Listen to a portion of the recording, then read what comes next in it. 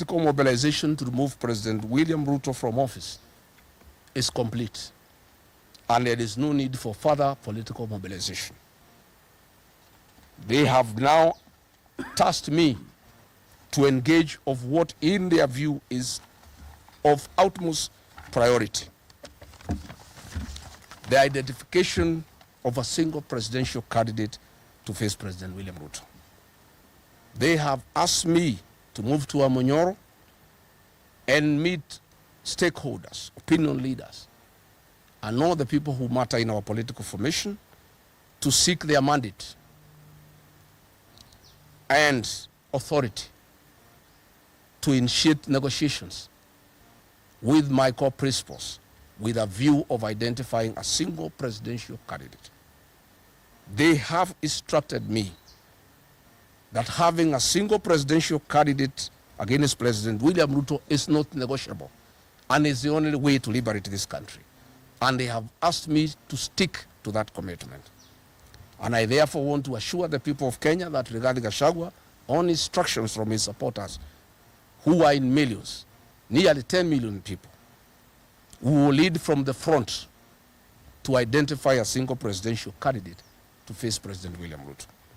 From our corner, we have two plans, Plan A and B, that we shall discuss with the stakeholders for 45 days. You will not see me anywhere in public rallies. I will be in Wamunyoro, doing very, very serious, extensive consultations, because this is critical for the country. It's extremely critical for the country. We have two plans. Plan A is to mobilize support from across the country in the event that my colleagues and the formula we shall agree on favor me as the presidential flag bearer. Plan B, in the event that the formula does not favor me as a single presidential candidate, to get mandate from my supporters to, jointly with the other core principles, identify a single presidential flag bearer to face President William Ruto. I want to reiterate and firmly state to the people of Kenya that I remain committed to work with my colleagues in the United Alternative Government towards the cause of a single presidential flag bearer. I remain hopeful that I will be that candidate for the election of the presidency. I have the capacity and the muscle, I have the infrastructure and the presidential experience, I have the necessary networks and great mobilization capacity, numbers behind me, and a very good strategy for the presidential campaign.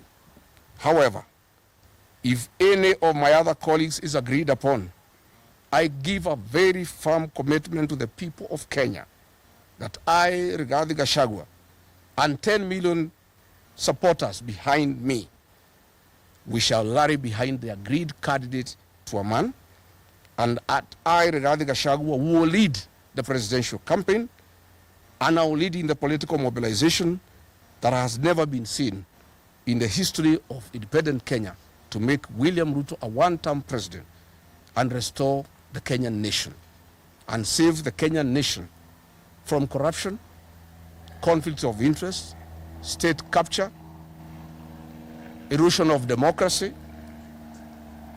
extrajudicial killings, wanton sale of public assets, and the embarrassment that our country has faced for meddling in our foreign policy. I want to say we must get back our nation.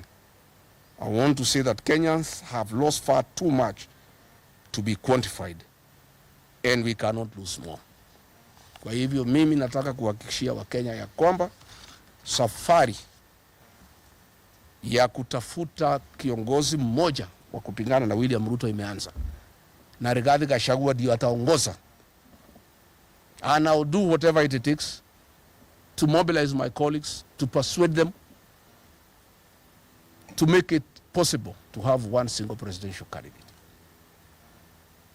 And I want to tell William Ruto and his supporters, it is I, Rigathi Gachagua, who mobilized 4 million votes to make him president. I will mobilize 10 million voters to take him home. And I also want to confirm to him and his supporters, much as they despise me, I made him president with my supporters. I and my supporters can make another Kenyan president. That they must know. And they must stop